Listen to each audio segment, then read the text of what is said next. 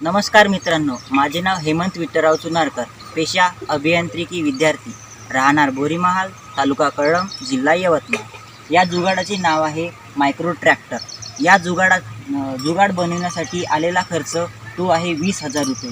या जुगाडासाठी जे काही साहित्य वापरलेले आहे ते अशा प्रकारे की 2.5 इंची बाय 2.5 इंचीचा एक पाईप वापरलेला आहे। त्यामध्ये साहित्य हे टू व्हीलरचेच वापरलेले आहे, चाकंसुद्धा टू व्हीलरचेच वापरलेले आहे। यामध्ये 4 स्ट्रोक इंजिनसुद्धा वापरलेले आहे। त्यानंतर यामध्ये जे काही आपण फास किंवा इतर साहित्य जे लावणार आहोत ते सुद्धा या पाईपामध्येच तयार केलेले आहे। यामध्ये आपण डवरणी, फवारणी, पेरणी आणि वखरणीसुद्धा करू शकतो।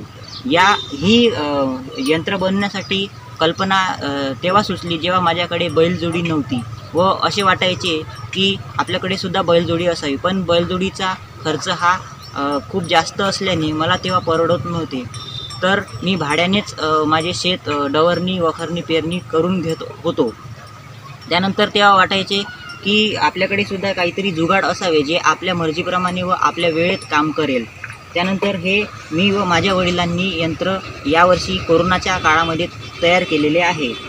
या डवरणी यंत्राने आपण पेरणी, फवारणी, डवरणीसुद्धा करू शकतो।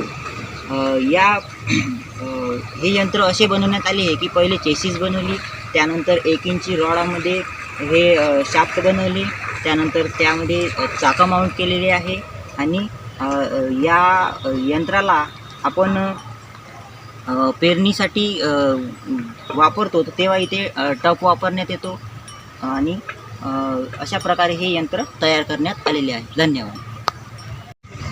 या जुगाडाचा फायदा हा आहे की एका एकराला 1 लिटर एवढे पेट्रोल खातो। डवरणी राहो, फवारणी राहो किंवा मग कोणतेही काम राहो, आपण 300 रुपयामध्ये 3 एकर एवढे शेत डवरणी, पेरणी, फवारणी करू शकतो।